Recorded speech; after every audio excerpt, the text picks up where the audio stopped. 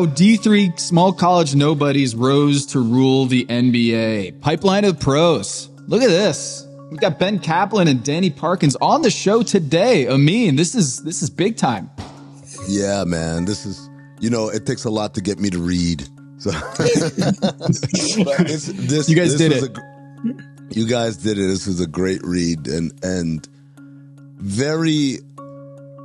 I like education. That's why I don't read a lot, because I don't feel like I learn a lot from a lot of the books that get sent. But this is one where I feel like I learned a lot on the background of people who have been fixtures in the NBA, but I never really thought about their life prior to being in the NBA. And so I want to get started with what inspired you guys to even go down this thread. Danny's just really passionate about Division III basketball. He's a huge fan. He's been one forever. Yeah, that's exactly it. Yeah, what inspired us to go down this thread is I played Division III basketball and then started noticing guys that I had played against, that coached me, were not only working in the NBA, but rising the ranks really quickly. And it became one of those things of like, how prevalent is this, or am I just noticing it? And started looking at some of the numbers, realized at the time that 12 of the 30 NBA teams had a head coach or a general manager that had played Division III basketball. And I was like, wow, that's pretty crazy. And then having absolutely no sports media presence myself and being completely unable to sell a book, fortunate to be best friends with Danny since third grade and brought the idea to him. And he's a big basketball fan and a really good friend. So he was happy to hop on and do the project with us. Yeah. My initial answer was, there can't possibly be a book there. I was like, that sounds like maybe a cool Twitter thread or article. And then, so Ben kind of needed to sell me first, which I think is what ended up helping us sell publishers. I was like, well, listen, man, media, you're going to need star power. And he was like, well, what about Greg Popovich and Jeff Van Gundy and Brad Stevens? And I was like, oh, damn, he might be right. Like, he's one of the smartest people I've ever met. But so, Ben and I have been going to basketball games and watching basketball games, and he was way, way better than me, but playing basketball together our whole lives. And so, but just very different industries. So the idea that we would ever work together on something never even entered my consciousness. And so when he called me with this pitch, I was like, yeah, if you think there's a book there, and I knew me attaching my name to it could help on booking guests, interviewing, getting connected, promotion, that sort of thing. But I also knew that he was brilliantly smart and it wasn't going to tarnish me in any way. So it was just really cool to work on a project with a best friend. Yeah, as I'm reading this, I kept thinking about you, Amin, is that you lived this life of working in an NBA front office. And so I'm like, man, I bet Amin has a lot of opinions about the stories here. You have a lot of shared anecdotes with all of Mike Budenholzer, Eric Spoelstra, right. And you too coached as a NBA head coach as a champion, right? Yeah, well, now I know what the missing link was. My dumb ass went to power schools in D1 and stuff. I should have been in D3 all along. Yeah, but one of my favorite things in the book was you guys talk about Frank Vogel and Larry Bird firing him because Larry Bird, I remember this at the time, he had this whole thing. It's like players tune a coach out after 3 or 4 years anyway, right? That was just his thing. He said the same thing when they let go of Nate McMillan a few years later. And, earlier in the book where they talk about Bill Fitch, and Larry's like, oh man, we messed up when we let go of Bill Fitch. I'm like, wait a second. That's where his whole theory about the coaches getting tuned out came from. Was just Bill Fitch, we stopped listening to Bill Fitch after 4 years. We had to get him up out of here.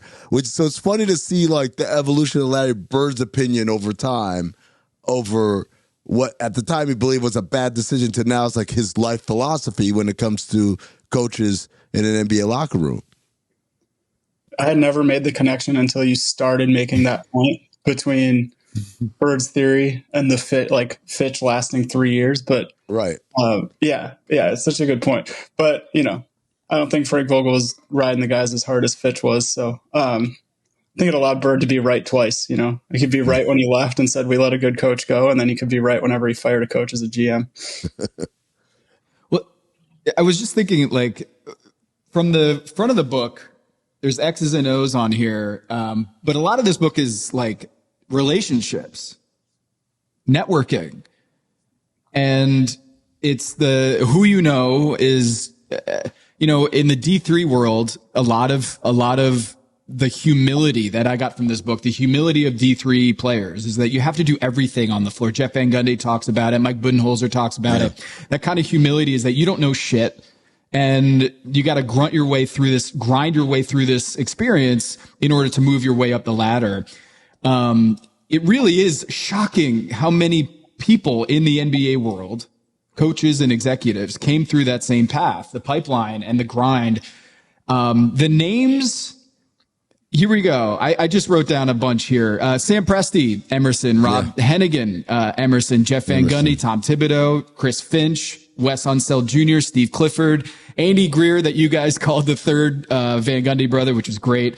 Stan Van Gundy, of course. Will Dawkins, Glenn Wong, Connor Johnson, who work in OKC. I feel like Emerson deserves its own like wing of this book. Like Emerson, Williams, and Amherst. I feel like if you want to work in the NBA, go to those three. Right, Ben? Yeah, any like elite East Coast liberal arts school, and then Emerson's got the whole Presti thing. So yeah. It offends me that their college bookstores did not order 1,000 copies each. Frankly, that feels like a big miss on their part. Amherst is known as a sports school, though. Beyond, like they have one of the best, or at least they used to. I don't know. Maybe I'm dating myself here, but they used to have one of the best sports management programs in the country. It's like Amherst, Ohio University. There's another one. I want to say it's Penn.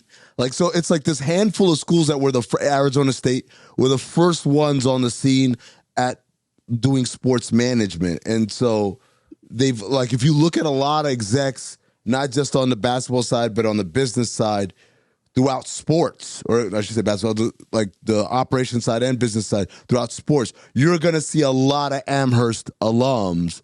And I'm curious, other than the humility of being a D3, player or coach, was there anything specific at any of these schools that was like a pipeline or anything more formalized in terms of making these guys ready for life afterward? I think it changed as the NBA changed. So you had like the Van Gundys, Tibbs, Fratello, guys like that were going to these small state schools focused on, they knew they were going to go into coaching. They were getting education degrees. So they were learning to be teachers and coaches during college, and sometimes even coaching in college, like Gary St. Jean, who was a head coach and a GM. His playing career ended in the middle of his college. He was stopped playing as like a sophomore or junior, had a bad injury, and then started coaching his high school while he was in college. So these guys got a jump start on that world. And that has changed to where we are now, where, a lot of these guys are now executives, and they went to these like elite liberal arts schools, like you're mentioning, where they got these educations to, be able to understand data, think analytically, talk to people like they're in classes with the people that are working at the companies where all of, the guys that make the billions of dollars that own these teams are working. So they learn to speak the language. So the profile shifted, and that's kind of the benefit of D3 is that there are so many schools that you can kind of be a chameleon and shift as the necessities of the job shift. Yeah, I think also like you mentioned the word a couple of minutes ago, and it's a networking book. That's the thing that, as someone who was not in the D3 world, really drew me to the story, and it kind of simplified it in a way where it's not that unlike other industries where someone breaks in and then gets power because they prove they can do it. And then when they get power, what do? they hire their friends. They hire the people that they know can also do it. And by the way, that's not a good thing across industries. It doesn't always result in like the best thing. It can become insular, and it can lead to lack of diversity of thought. Except when it comes to Syracuse, correct? Well, yeah, exactly. And so like, I was as a guy who came through Syracuse, and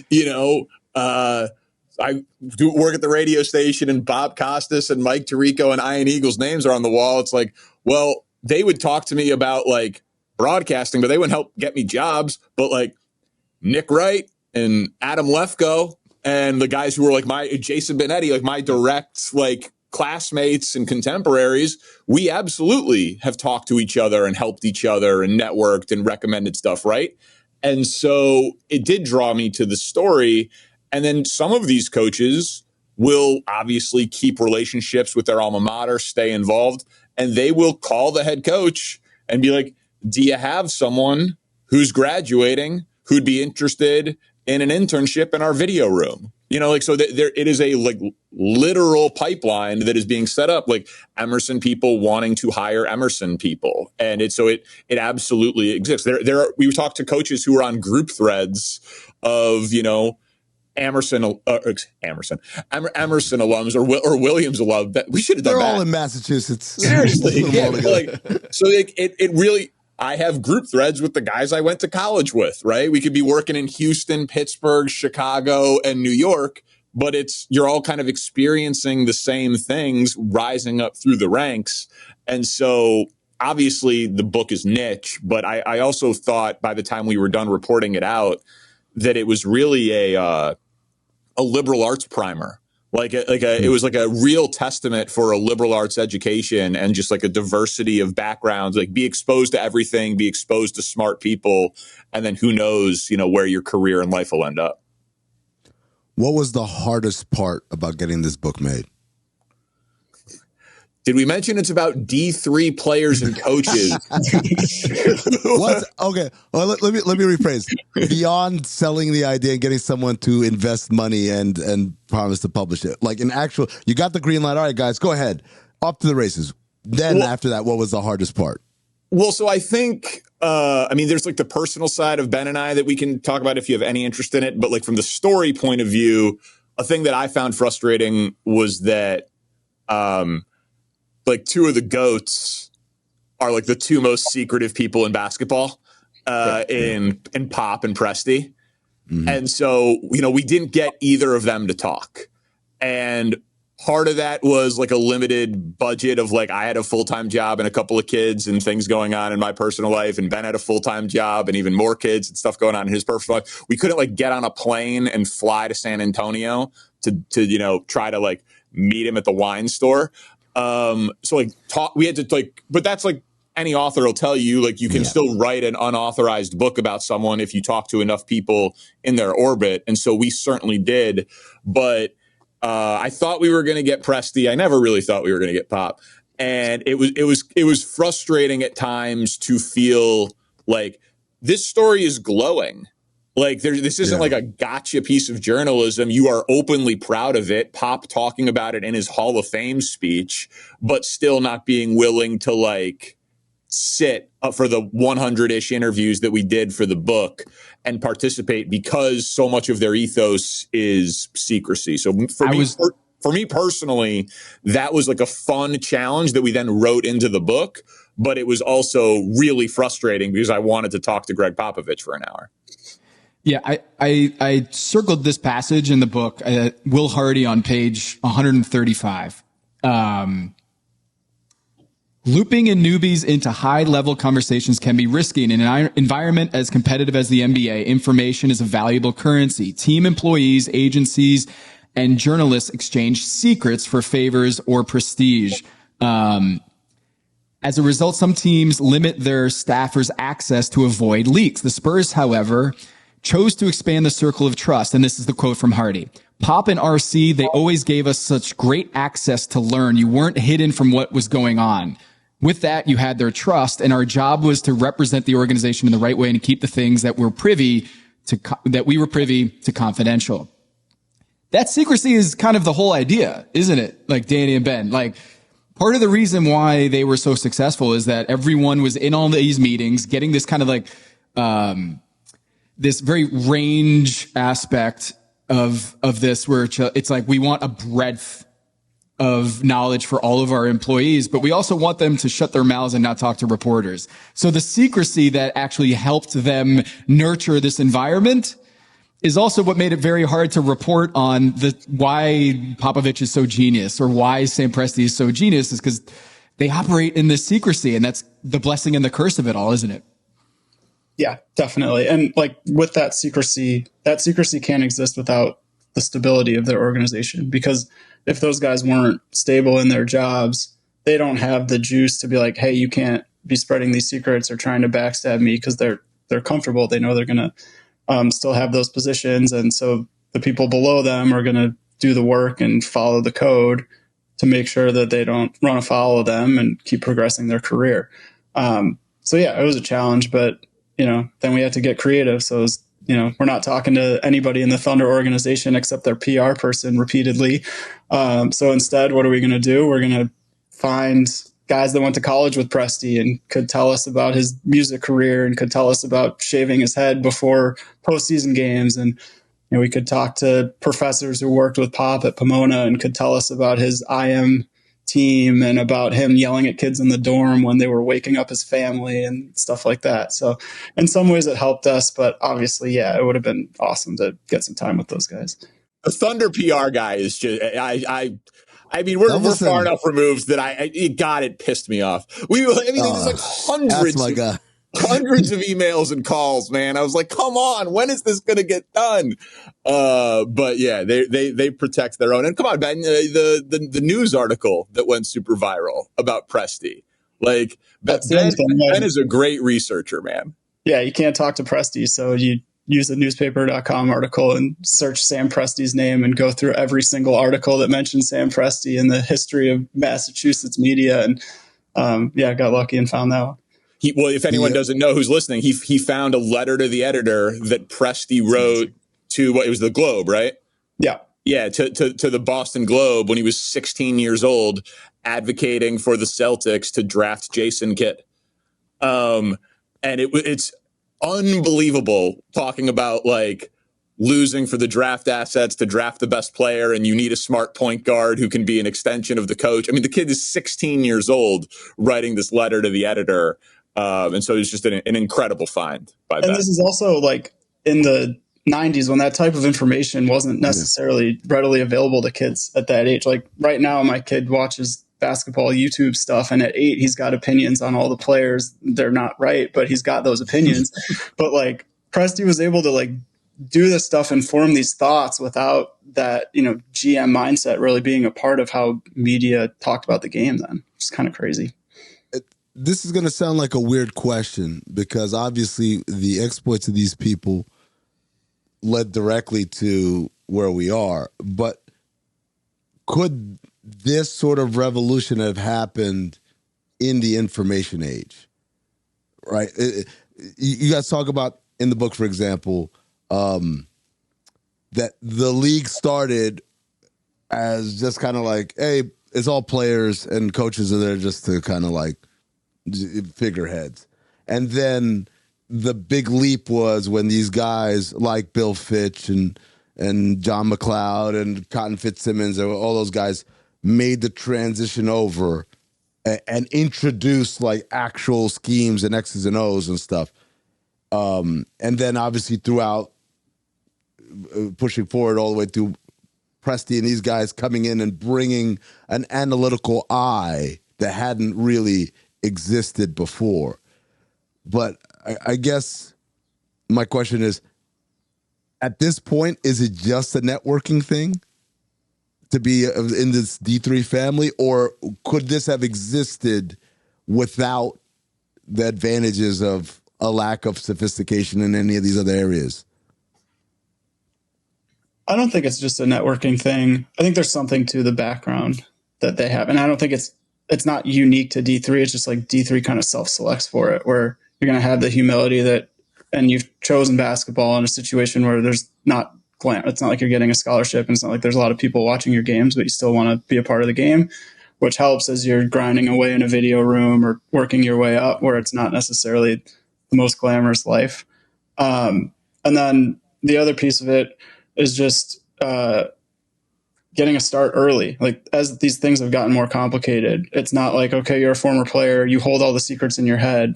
There's more information out there. There's film to break down. There's numbers to crunch. And you get these guys having a pretty good educational background, having a pretty good basketball foundation, and then being able to start at 22 years old. And like you said, in that Spurs world or in the Thunder world, like learning how to be learning and being in those meetings, learning how to talk to players, learning how to talk to owners, all those things are skills that you learn. And while their NBA counterparts are working on their jump shot or, watching tape or traveling and resting and getting their bodies right, like these guys are building up a foundation so that they have that advantage, at least to be like the front office side or the head coaching side. I also think that there's so much money in basketball now and just so much money in pro sports that it's all so much bigger, right? Like every coach we talked to, especially from the Van Gundy era. And by the way, like the Van Gundys are the exact opposite of the Pops and the Prestis. Like we talk to everybody because they never met an interview they didn't like. And like back then it was more like, we're all at the 5-star camp and we're all out getting beers and we're all out in the alley with the trash cans, drawing up the plays and having fun and just like hiring our friends. And there was one row on a bench and it was like, you coached everybody and there were 4 dudes and 3 of them stood in your wedding and like the one guy was the outsider. Yeah. Now it's 2 rows of a bench, sports science, video department, analytics department. And then another thing that a lot of guys pointed to, especially on the executive side, was the G League. They could just like take shots on hiring guys and stick them in the G League. And, so I don't know if that's like exactly what you're talking about, but I think that it would have happened kind of regardless because these teams have just gotten so much bigger, so much more money, so much smarter that they need to hire smarter people. They can't only hire ex-players who made hundreds of millions of dollars playing basketball. Like they've got to fill out the video department and the advanced scout department for their G League squad. So like there were going to be more paths to get into the NBA as it got bigger. I mean, can you explain how much money you're making as a video coordinator and how long it takes for someone breaking into the NBA to actually make like a livable salary? So I made my first full-time salary with benefits. I made $30,000. And that was 2007, 2006. I was lucky to be in Phoenix, which there are options as far as places to live. Not great options, but options nonetheless to places to live in order to survive. And then like you made extra money like on your per diems on the road. Like that was the $5 footlong, right? Like you would take the per diem, and if the number one goal was the gravy train. The gravy train was you showed up with like a DVD to the coach right around like 11:50 or something like that. I'm like, here you go, coach. Here's that edit you wanted. It's like, I'm about to go to lunch right now. You got anything? I'm like, nah, you know what? I think I can move some stuff around. And like the whole point. And the funny thing was at the time, I thought it was like this brilliant strategist, like, just coming right on time. And then later in life, I realized, oh no, they knew. They just did the like pantomime so that I felt good. So I didn't feel like an orphan coming in looking to get fed. But yeah, it was that. It was team meals. We were one of the teams that only did like catering on game night.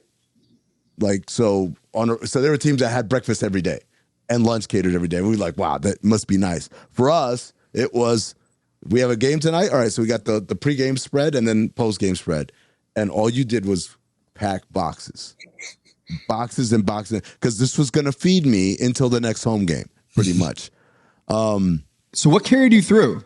Like, because the thread that I got in this book was the love for the game. And at D3, when you play D3 hoops, like, it is not a glamorous lifestyle. You're in empty gyms, and oftentimes, I think it was the Emerson story that you guys wrote about, how Emerson didn't even have a home gym. So they're playing they had practice at one point outside in October because they didn't have a gym to play in. That stuff, like, it's almost like an internship for the NBA head coaching, you know, lower rung of the NBA coaching sphere or executive spheres, that, like, it is not a glamorous lifestyle, right? The Amin, what you were describing, Amin, I think it self-selects for D3 hoopers, is that the love for the game is going to carry you through in times where it's like, I'm not eating, I'm sleeping on the floor in the office. 15, 16-hour work days. Like, get in before the sun comes up, and you leave and the sun has already gone down, and you just never saw the sun today or for a limited number of days. Being in rooms with no windows, right? I was sat in a room where it was just like nothing but monitors and like DVD racks. And sounds like local radio. Yeah. Boy, man, I see some shitty radio stations too, man. It's funny. I see both sides of this shit. I was like, I made $30K with benefits my first job in Kansas City. I remember. Oh man, but the other thing is, and this is the big thing. This is the D3 thing, and in many ways, like, I think about the G League a lot. A lot of what I was reading, like, oh, this is life in the G League, right? It's the idea that on the NBA level, at least in the modern era, everything has a job kind of specification, and said there's like, I remember the Suns, we were like almost damn near like a G League team in our own right. Because I remember being floored that Houston had video coordinators that all they did was cut their own film. And they have video coordinators, all they did was cut opponent film. And they have video coordinators, all they did was cut, like, just scouting tapes of guys around the league. Then they have video coordinators, all they did was just college. And I was like, you have people to do it? Like, well, yeah, what do you guys have? Like, it's me. I'm the guy who does all of this. And the head video guy, he was doing like the main tape for the team. But, like, in terms of opponent scout tape, and then the guys upstairs want to see this trade target over here, and, oh, by the way, hey, how those Florida guys doing? That, okay, I need to put the Joakim Noah tape. Like, it was just one person, and that was like, even that was a luxury compared to in the G League, where basically everybody did everything. Like, I was the guy that would go down to the G League, and I've told the story a million times. Our head coach of our affiliate was a guy named Nick Nurse. And so I'm going down, and I'm like sitting in the coaches' meetings, and then we're doing like some sales shit over here. And it's like, because in the G League, everybody has to do everything. And that was really the strong vibe I got from like the D3 stuff. It's like, it really teaches you to do everything, so that by the time you get to the NBA level and they ask you to do this, like, yeah, I've already done some of this before. And that's one of the things that, was new to us, was thinking about the size of coaching staffs and like how those roles get so siloed, and like you're so specific in what you're doing. And I don't know, Danny, who brought, like, the Van Gundys both brought it up. Some of the other coaches that had been around a little bit longer brought it up, and they're just saying, like, this sucks for these younger guys coming in because they don't get the experience we got. Where I was an assistant, like, Danny talked to Hubie Brown for like 2.5 hours, which was an incredible interview.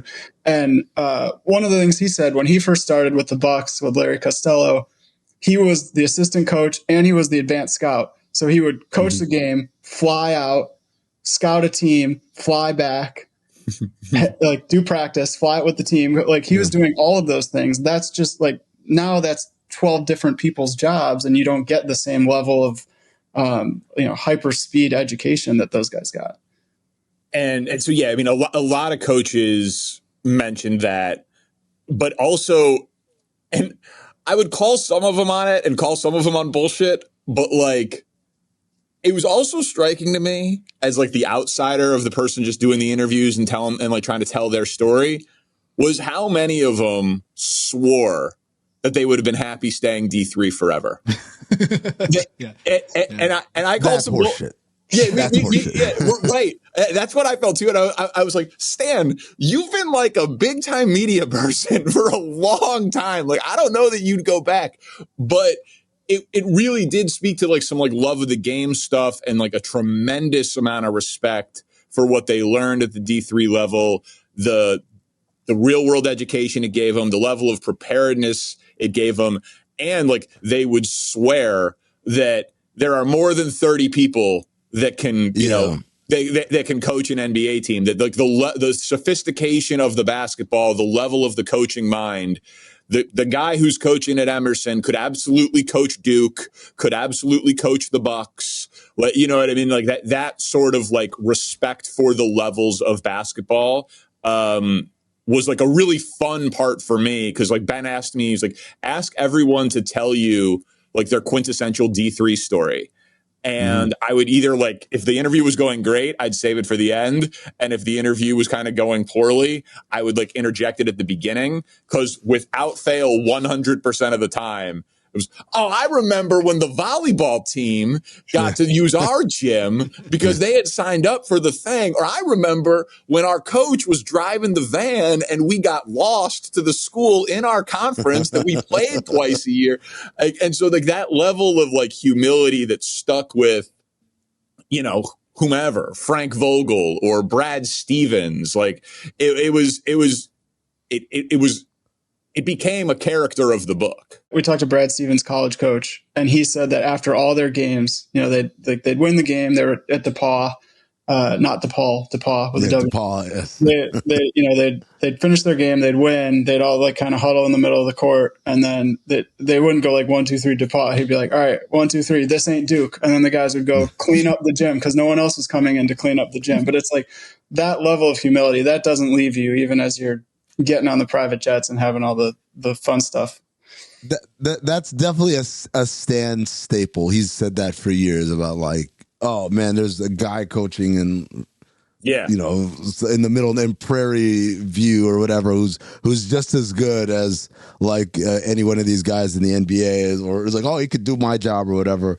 And with Stan, it's like, I get what he's saying. I think he puts a little bit extra on it. The only guy I've ever experienced to be sincere about, I go back in a heartbeat and coach, wasn't a D3 guy, but had a lot of D3 kind of vibes about Larry Brown.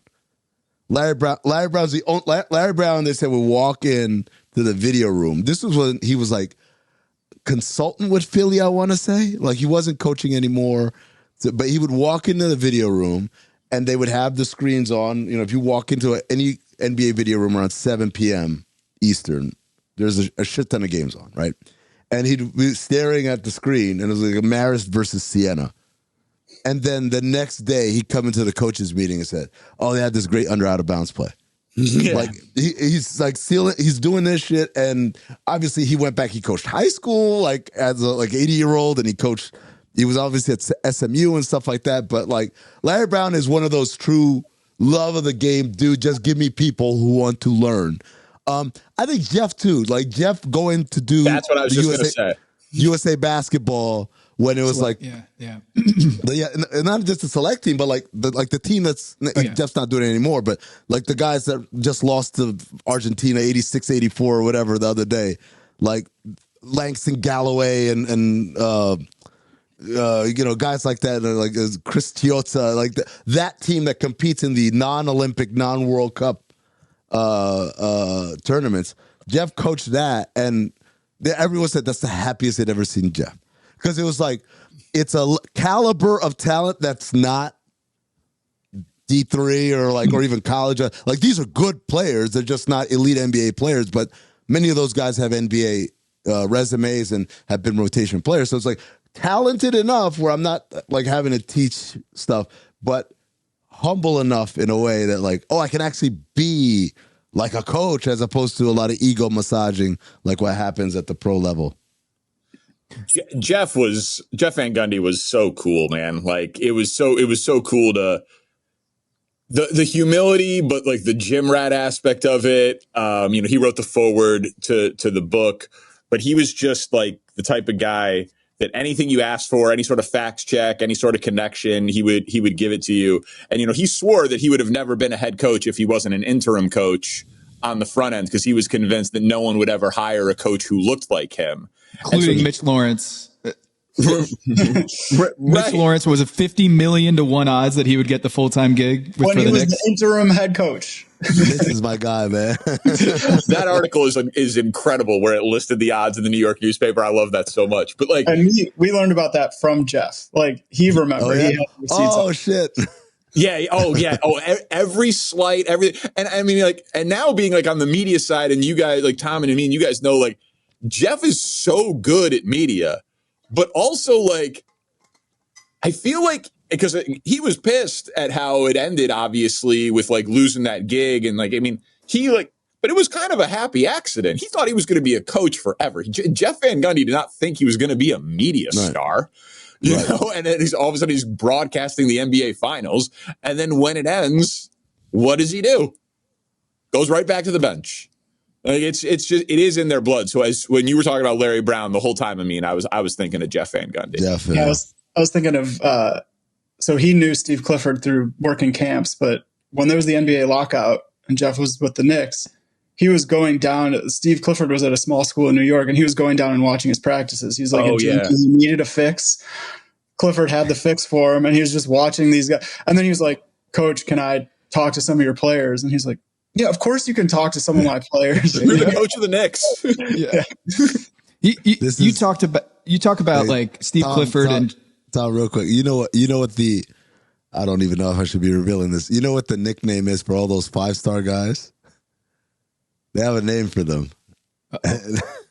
What is it? And it's even though Cliff and Tibbs are part of this group, like they may not fit the description. They call them the itty bitty coaching committee because it's like it's Jeff, it's what do you call it? It's Fratello. It's like all of them are like these smaller, loud, obnoxious guys.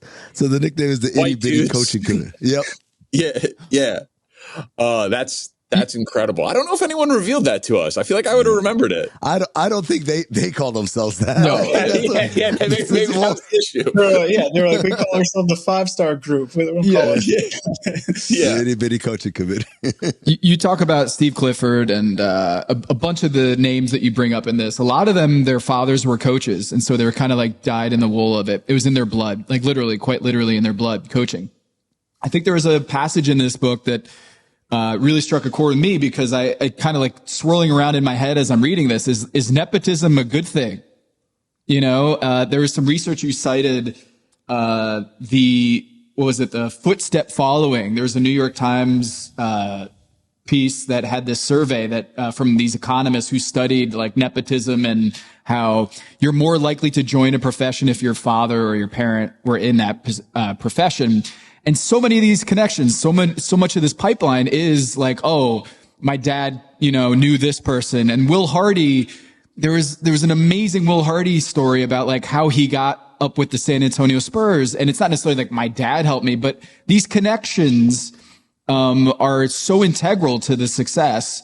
And a lot of that is passed down from one generation to the next. And I wonder, as you're writing this story and reporting it and talking to people, did you change your feeling about like, nepotism, I think, is a loaded term. But did you change your feeling about nepotism, whether in the end it like actually did produce great NBA coaches or executives? Yeah.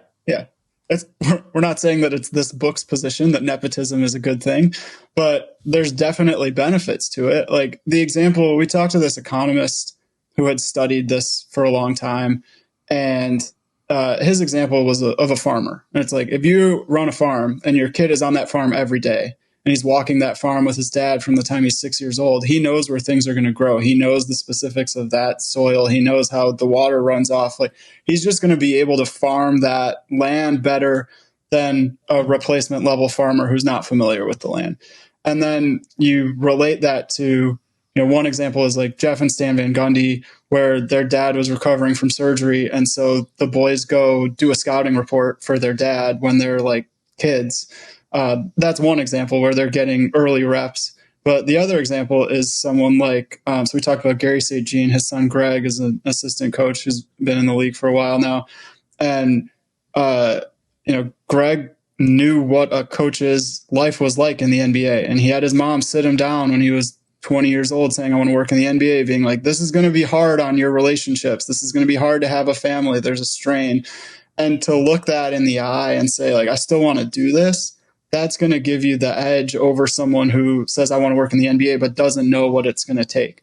Obviously, then, there's playing sports, there's more of a genetic advantage than coaching sports, but there's still some genetic basis for that too.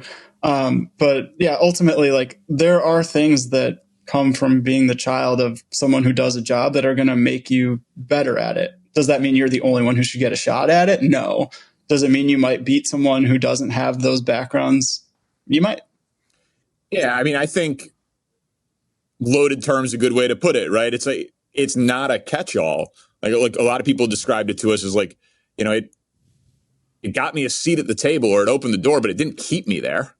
Like once you, like, maybe like you can hire your son to be the video coordinator, but at some point they're going to have to edit the tape of Joakim Noah. Yeah. You know what I mean? Like they're going to have to actually like do the work. And we've seen it too. Like, I mean, there's resentment in the coaching ranks sometimes of players who cut the line to be head coaches because they have famous names, and like some of them flame out spectacularly, and then some of them is like, Ty Lue's a damn good coach. Yeah, so like that cuts across. Joe Buck is proud to be a Nepo baby, and he is also a damn good broadcaster. So it cuts both ways, but people just use the term kind of all encompassing to take shots at people. Yeah, years ago, I had a good laugh with Stan Van Gundy about, like, he was upset about referees and how they all are like brothers and sons of NBA referees, and he was lamenting that fact. And I was like, you're one of the greatest like head coaching lineages in basketball history. Your brother's a coach, you're a coach. Like, come on, you understand the value of like growing up in this lifestyle. And I think his point was, yeah, but we get fired. Yeah. Oh, and he knows. He knows they get fired.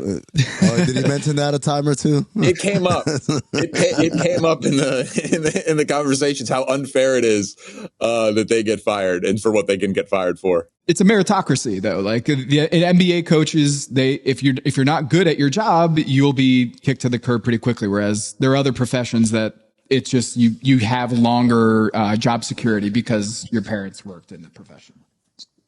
I'm curious, while we're on the topic of nepotism, or not nepotism negative, but nepotism nonetheless. Obviously Wes Unseld Jr. is the son of a Hall of Fame player and was a great exec, obviously in the league, and then also he's a D3 product. But did you guys get into any part of the like race? Because this is overwhelmingly, when you look around the league, overwhelmingly white faces. And one of the things, like I don't talk about it as much anymore, but I used to talk about it a lot, where the league entered recently like this period of if you're white, your background could be anything. You could be a former player. You could be, hey, you were at a high level D1 college. You could be a D3 guy. You could be straight off of Wall Street. You could be all these things. If you're black, you better have played somewhere. And I was kind of like an anomaly walking around as, wait a sec, people would ask, oh, where'd you play? I'm like, because the idea is like, there's no way I could do this based solely on understanding, business and all that stuff. So I'm curious, did you guys delve into that at all as far as the race angle there about how predominantly white that D3 pipeline is? Yeah.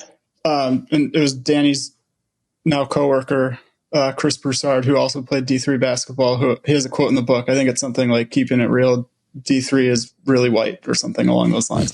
But then he got into the data too. And like, yeah. And yeah, Amin's absolutely right that like, if you are black and you're a head coach or a GM in the NBA, at least, not looking at the last like 5 or 6 years, you had to have played in the NBA. Like there was no other path. There were a lot of other paths for people that were white, and Ed Tapscott was the only anomaly there. Yeah, and he was interim head coach, interim GM, and Wes Unseld Jr. was the first person with a D3 background of color that was able to be an NBA head coach. And it took him, you talk about him being the son of a Hall of Famer and like one of the most beloved basketball players in DC history. And he was, grinding in the league for 2 decades before he got that head coaching job. And we wanted to make sure that we're telling the story. Like, yeah, these are all these little happy stories with Jeff Van Gundy, beating the odds and becoming a head coach, and Frank Vogel betting on himself and getting to Kentucky and becoming an NBA head coach. But as you start telling more and more and more of these stories, is this something that in some is not like necessarily a happy story, and is it endemic of something that is worse with the league? And I think it's something that a lot of the guys were conscious of and really made sure that they prioritized as they were running their own organizations. But Amin's absolutely right. Like, they did benefit from that open-mindedness to like, hey, you're white, doesn't really matter if you played in the league. Right. How much also does socioeconomic background play in terms of like just in the very basic reality of my family doesn't have to be rich, but if I'm well off, I can afford to take these wild ass swings of like, I want to work in the NBA one day. I think that has something to do with D3. Like, I'm sure that there are a lot of D3 supporters that would yell at me for saying this, but like, they don't give athletic scholarships. Yep. They give academic scholarships, and there's plenty of ways to have an affordable D3 playing experience, but it is different, and it does create more opportunities for guys to say, hey, I want to go to an Amherst that's, I don't know what it costs now, probably like $1 million a year to go study there. And you might get a little bit of help, but it's costly. And so you can't just do that if you're on a lower socioeconomic level. Yeah. I mean, there's another thing that like kind of drew me to the book. Like, my parents spent way too much money on a Syracuse education for me to study broadcast journalism and make $9 an hour for my first radio gig. You know what I mean? Like, when I made it to Chicago radio, I felt like my parents started to break even on their investment. and now that I cleared these TV checks for a year, I'm like, Mom and Dad, I won.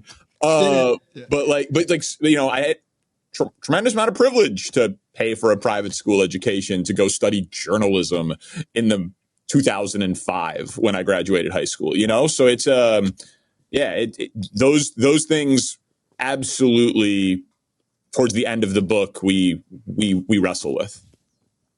The data is awesome. As a data nerd myself, I'm reading this book and all the charts. Where did you get this? Like, did you manually track like executives and coaches dating back to 1990 and all of there was an amazing amount of research in this book that I just wanted to tip my cap off to you guys. Thank you. We charted executive and coaching data back to the beginning of the league.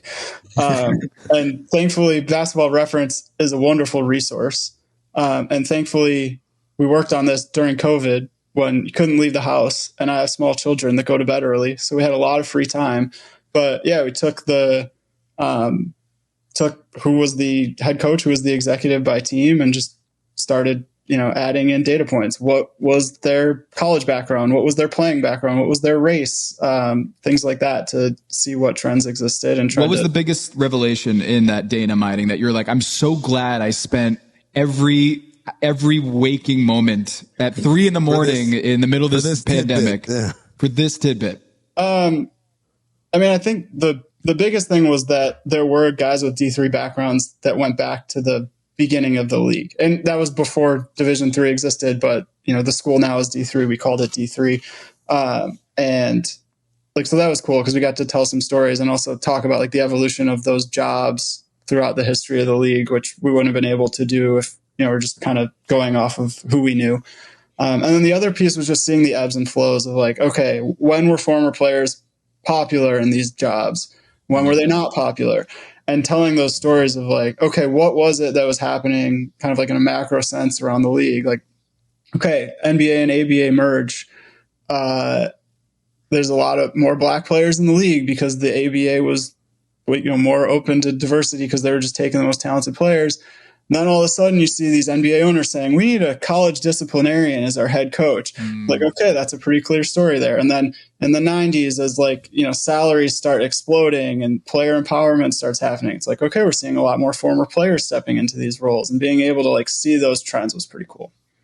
And I just got to say, in the division of labor of doing this book, that was Ben's job. Yo, when Tom was asking the question, I saw Danny just kind of like turn his head. I was like, yeah. No, it was really cool, Tom, when Ben presented me all of that data after he did it all. That was dope.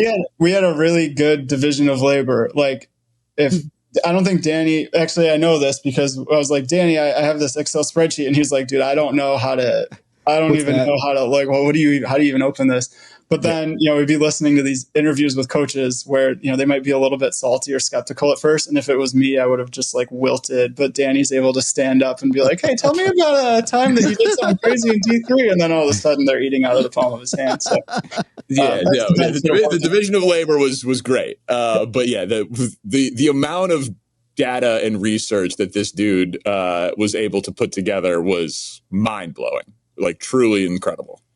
What's something that you guys wish could have been in the book, but for whatever reason, just couldn't make it?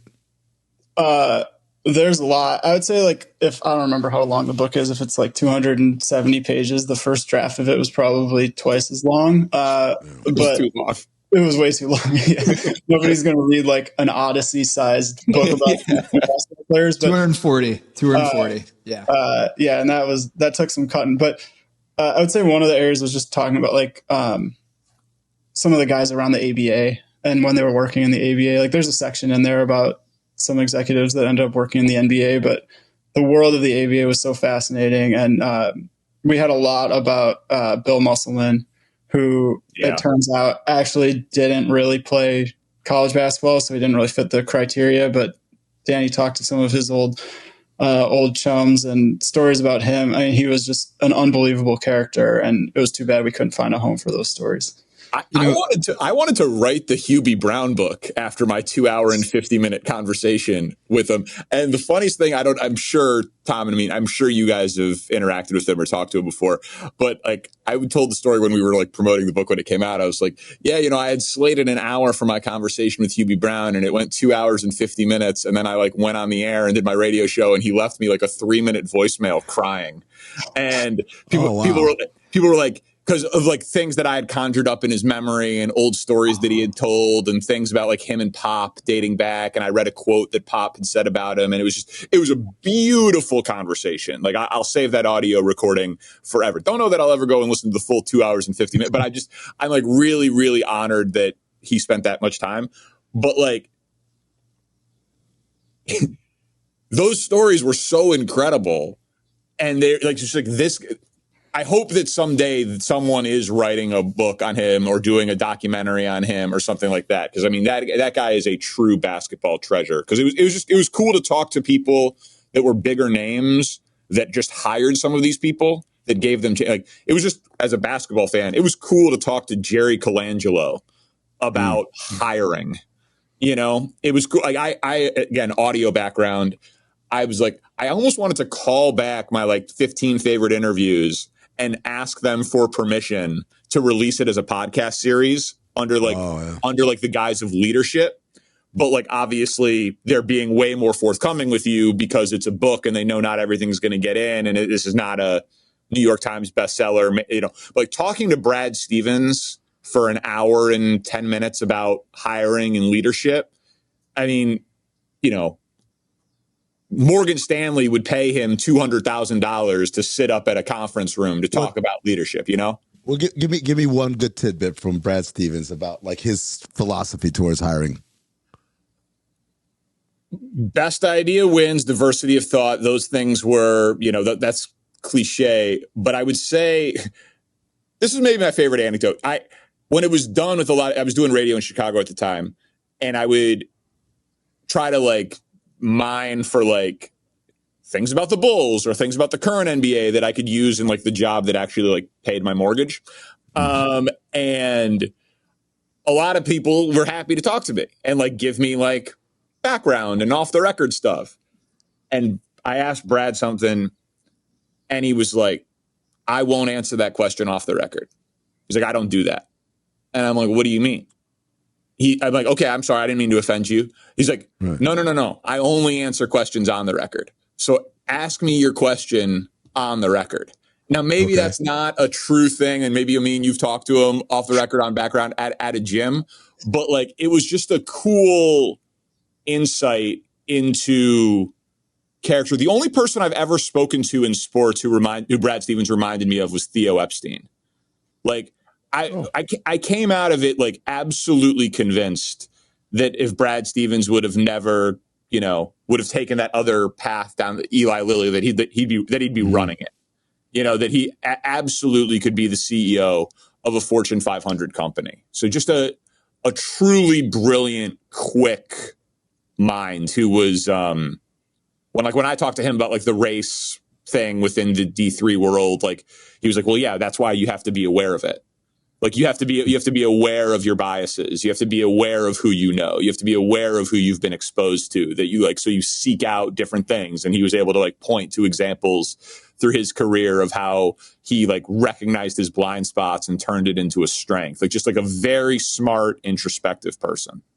Yeah. I liked how he talked about how much time he spent thinking about what he wanted to communicate and what was worth communicating, and boiling it down so that it was easy for his players to digest. He's like, it's our job to sift through everything, all the information, and then give them the key salient points and do it in a digestible fashion.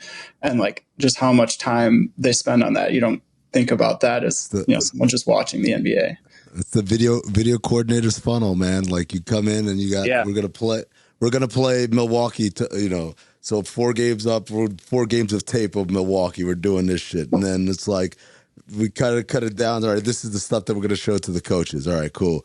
And then we cut that shit down, and then this is the stuff we're going to show to the players in film. And then you cut that down. Like, this is what we're going to show them right before we go to the game. Like 3. So it starts with like a zillion clips. Where does the media? Where does the media fit into that one? How much are you going to share with the media and what your strategies are? Zero. That's easy. We get 0 clips shown. Unless you're Mike Brown and you want to show. That's right. Hey, man, these bad Speaking calls of Mike Brown. Here. Speaking of Mike Brown, new Knicks head coach. Guys, I feel like there's an epilogue or a part 2 to the story. There isn't. He's San Diego. Mike Brown, San Diego? The New York Knicks, Leon Rose, led by a D3 guy, Leon Rose, who was at what was it? I wrote it down. Dickinson College. Yeah, it's in Jersey, or is it like it's down there, right? South Jersey or something like that. It's one of those places. If it's not Jersey, it's Philly. If it's not Philly, it's Jersey. It's Carlisle, Pennsylvania. Dickinson. Yeah. He let go Tom Thibodeau, another D3 guy, this offseason. What were your guys' reactions to watching that? One of the, main characters in this book is Tom Thibodeau, and Leon Rose comes in later, a lot of the CAA stuff. And I didn't know this, that Austin Brown, who's leading the CAA division, the basketball division, also a D3 guy. DePaul, right? I remember Austin Brown used to send fucking like emails like, hey, I got a player. The player would be like some guy from NAIA, whatever, Division 8. He's like, yes, that's for your. I'm like, all right, thanks a lot, Austin. And now look at him. I was just thinking a tier came from the D3 partnership is broken. So what were you? I personally was surprised because it felt like for Tibbs, it worked out so well in New York. But if you go back to how it ended in Minnesota, there was absolutely no guarantee that Tibbs was going to get another shot. And, with how his reputation was, with how he, he grinds down his teams. And did it cause the Derrick Rose injury in Chicago? What about the infighting with Karl Anthony Towns and Jimmy Butler? And he was also he was power hungry and he needed to be an executive and you had to be a Tibbs guy. Like it felt like Leon Rose might have been the only person who would hire Tibbs at that point in time. That seems ridiculous now because of how successful it was. But I personally was surprised that it had clearly splintered to the level that it had that allowed them to part ways. I don't know if Ben was.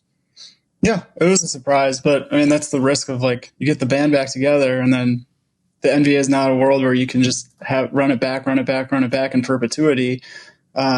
So yeah, it was tough to see. And that's another, we talked about secretive organizations. That was a third secretive organization that we also, Leon. Yeah. That one. Where was that one of the biggest dead ends for you? Is, I know Pop, we mentioned Sam Presti, we mentioned, but Leon was another one, whereas we can't get into that inner circle as much as we'd like. I mean, yeah, he was, I mean, the Knicks said no, he said no, and the inner circle, I mean, you guys, the World Wide West, Leon Rose, it's a whole cabal of high level thought. And we tried a lot of angles at Tibbs because obviously Danny has a ton of media contacts in Chicago that know him well. Tried to get in.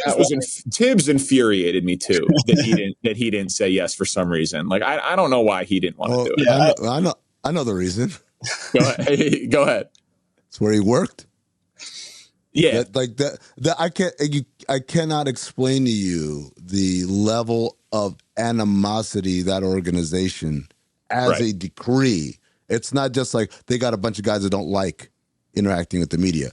It is a standard of their operation that absolutely not. Nothing. And to view every interaction as a hostile one. And so even people like, I think if Tibbs worked anywhere else, including that was San what all Antonio, the Chicago people told me. If he worked anywhere else, he would have done it. That's what all the Chicago people told me. They were like Casey Johnson, terrific longtime Bulls beat reporters, buddy of mine. Yep. He played D3. He was a real friend of the book. Numbers, NBA connections, whatever. And he asked Tom for me, and he was like appalled that he wouldn't do it. And he was like, it's got to be a Knicks thing. He's like, there's no reason. He's like, Tibbs is a great interview. I'm like, I've heard the interviews. So yeah, that one was frustrating too. That's what. But it was fun. It was a fun project because like we're talking about some of the stonewalling because it's like kind of fun journalistically to talk about it. But like, Phil Jackson emailed me back, and like Jerry Colangelo said yes, and Brad Stevens, and we talked to massive names. Jeff Van Gundy. I just love this story, and I know we're an hour and 3 minutes into this podcast, so I don't know if anyone is still listening about D3 Hoops, but like Jeff Van Gundy, like called him a few times, did the 2 long interviews, did a fact-checking one, and then, we thought that maybe Kobe Altman was going to write the forward because of Ben's connection with him through Amherst. But like Jeff is obviously a bigger figure, more famous, the whole thing, hired more people. And I had like practiced my speech in the mirror of how I was going to ask Jeff to write the forward. Like, Jeff, like, you're like one of the godfathers of this story. Like, we can't think of anyone better who more encompasses the D3 ethos, the whole thing. And I give it to him on the phone. So I have one last question for you. Would you write the forward? And he just goes, yeah, sure. And he's like, I wrote the forward for Coach Pitino's book. I'm like, I promise you know Coach Pitino better than you know me, given that we actually haven't met in person. That all of our interactions have been on the phone via text message. And so like, he was so cool about it. And so the vast majority of these people were so proud to tell their story, and were so proud that it was being told because their first step towards D3, some of the younger guys were doing it because they were aware of the pipeline. But for the vast majority of them, their reason to go to D3 was it was the only place where they could continue their relationship with basketball. And so like that was like for some of the younger guys, Gary St. Jean, like they were aware of it. But everyone, certainly Frank Vogel and older, Budenholzer and older, like everyone there, they were just trying to figure out a way to stay around the game, and D3 was the highest level that they could get to. Where are we in the curve of D3 influence in the NBA as we sit here in late August 2025? It's a great question. On the coaching side, it seems like we're on the downswing because Tibbs, Vogel, Budenholzer, those guys are not coaching anymore. Who knows if they'll get head coaching chances again. in the executive side, feels like we're on an upswing. Like the last two champions, Brad Stevens, Sam Presti, they're the executives that led those teams. It just feels like that background is kind of in the wheelhouse for some of these owners and what they're looking for the guy to run the team. So I think one thing that we get asked is like, is it just going to fall apart and there are going to be no more D3 guys? And that was definitely a concern after you're working on a book for a long time, that you write a book and then all the guys are out of the league. Fortunately, they've done us a solid, and like, you know, the top 5 records in the league were led by D3 executives last year. And but like, that's not hyperbole, by the way, right? Like Oklahoma City, Cleveland, Boston, Houston, the Knicks, top 5, all ran by D3 guys. 3 of the top 4 finishers for executive of the year, D3 guys. The year before, 5 of the top 7 finishers for executive of the year, D3 guys. So I think it's pretty top heavy on the front office side right now. And none of those teams, as far as I can tell, are like on the back of like Victor Wembanyama. You know, like these are all like homegrown architect teams. Right. So Sam Presti and the Thunder, Kobe Altman and the Cavs, Stevens obviously in the Celtics, Rafael Stone in Houston, and then Leon and Tibbs, and no longer Tibbs, but with the Knicks. Yeah, and it just feels like it's not going to go away because now it's so widespread in the league. Like there's just so many D3 guys that are in positions to hire, not just at the top level, but you know, the guy that's hiring the video coordinators because he's the head video coordinator, he's a D3 guy, so he's going to look in his network, or he's going to take the email from someone that played in his conference. So it feels like it's too far gone to go away, but we'll see where it all leads.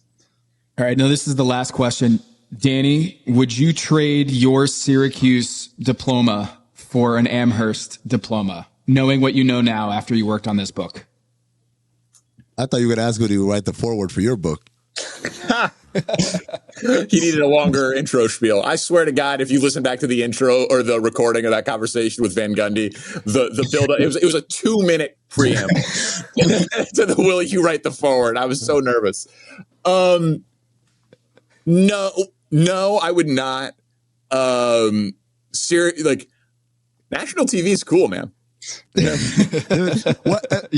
Tom, everything that we've described about D3 and influencing the advance, it's like as we just basically could have done the same conversation about Syracuse and media. Networking. I'm staggered every time. Every time it's like, what Syracuse do? Shit, man. How big was this class?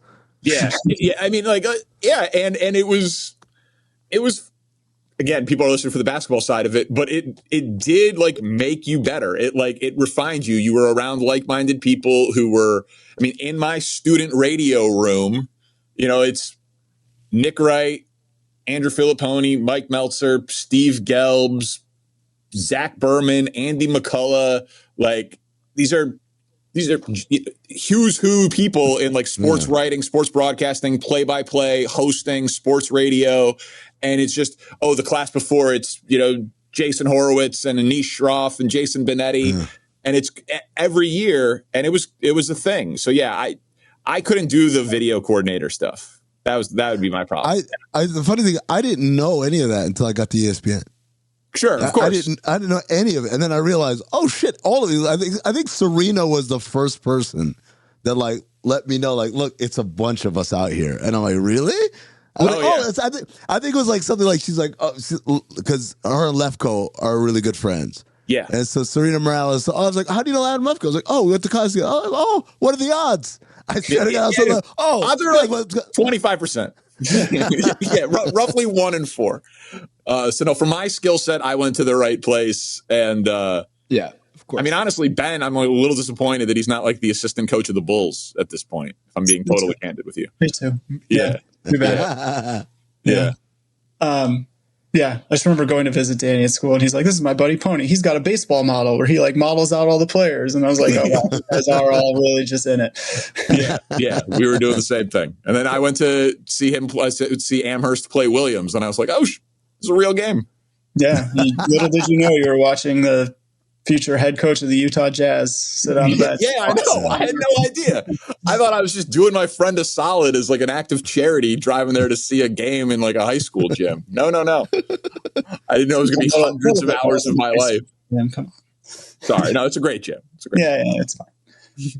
Pipeline to the Pros, How D3 Small College Nobodies Rose to Rule the NBA. It's a great book. And I would encourage people, even if you don't love the NBA, it's a great book about networking and the value of, leadership skills, and kind of in the Dave Epstein model of breadth over depth is just like having a liberal arts education in ways that can pay off down the road is just not necessarily the whole 10,000 hour rule. It's a lot of just like learning skills laterally will really help you. I actually thought you could name this book The Nobodies. That would have been fun. Because it came up a lot in this book, is just like how nobodies rose to power. They don't like that word, huh? No, they do not like the word, and we needed them to participate. Yeah. But maybe, you know what? When we get options, I'm still waiting for someone to option this like Moneyball. Maybe that's the name of the movie. Maybe it's The Nobodies. Nobodies, yeah. Can we get producer credit on Illuminati? Do you think we could do that if that happens? If out of this interview, I get a call for a Hollywood option in the next, we'll say 60 days. Yeah, you guys get a producer credit. 60 days. Give him 90 days. Done. Thank you, Ben. On a hard bargain. Done. That's Ben Kaplan and Danny Parkins, the forward, not by Kobe Altman, but by Jeff Van Gundy. Damn straight After it was. an amazing pitch by Danny Parkins. Thank you. Great book, guys. Thanks for joining us on Illuminati. Thanks for having us. Thank you, guys.